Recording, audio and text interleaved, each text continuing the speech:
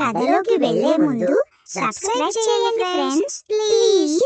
అనగనగా అదొక ఎండాకాలం.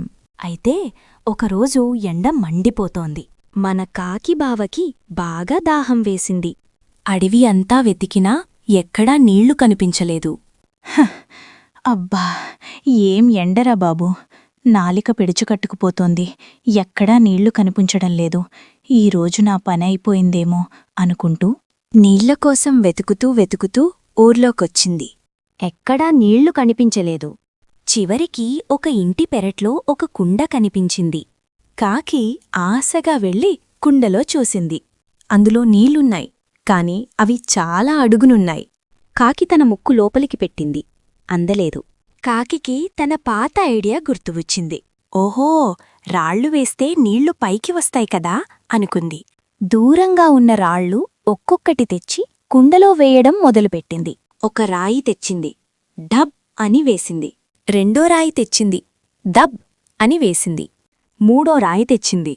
డబ్ అని అలా రాళ్లను వేస్తూనే ఉంది. రాళ్లు బరువుగా ఉండటంతో కాకికి చెమటలు పట్టేశాయి. ఆయాసం కూడా వచ్చేసింది. నీళ్లు మాత్రం పైకి రావడంలేదు. అమ్మో, ఈ రాళ్లు మోయడం నా వల్ల కాదురా బాబూ అని కూలబడిపోయింది. ఇంతలో అక్కడికి పిచ్చుక ఎంట్రీ ఇచ్చింది. పిచ్చుక నోట్లో ఒక పొడవైన స్ట్రా ఉంది. అది స్లర్ప్ స్లర్ప్ అని కొబ్బరి బొండం తాగుతూ వచ్చింది. ఏంటి కాకి బావా, ఎండలో రాళ్లు మోస్తున్నావు? జిమ్ చేస్తున్నావా అని నవ్వింది.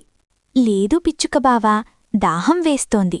నీళ్లు అడుగునున్నాయి కదా, అందుకే రాళ్లను వేస్తున్నాను, పైకొస్తాయి కదా అని అంది కాకి. పిచ్చుక నవ్వి, ఓ కాకిబావా, ఇప్పుడు మనం స్మార్ట్ ఫోన్ కాలంలో ఉన్నాం. ఇంకా రాళ్లు మోస్తావా? ఇదిగు ఈ స్ట్రా వాడు అని తన దగ్గరున్న స్ట్రాను కుండలో వేసింది. కాకి ఆశ్చర్యంగా చూసింది. ఆ స్ట్రాను నోట్లో పెట్టుకుని పీల్చింది. నీళ్లు సులభంగా నోట్లోకి సుర్ గుటక్ మని వచ్చాయి. అబ్బా, అమృతంలా ఉన్నాయి. థ్యాంక్యూ పిచ్చుకబావా, నీ ఐడియా అదిరిపోయింది అంది కాకి. ఆ తర్వాత కాకి పిచ్చుక కలిసి హాయిగా కబుర్లు చెప్పుకుంటూ తిరిగి తమ గూటికి వెళ్ళిపోయారు. ఈ కథలో నీతి ఏమిటంటే, కష్టపడి పనిచేయడం ముఖ్యమే, కాని అదే పనిని తెలివిగా ఆలోచించి పనిచేయడం ఇంకా ముఖ్యం. అంటే ఏదైనా పనిచేసే ముందు దీనిని ఇంకా ఈజీగా ఎలా చెయ్యాలి అని ఒక్క నిమిషం ఆలోచించాలి. అర్థమైందా పిల్లలు?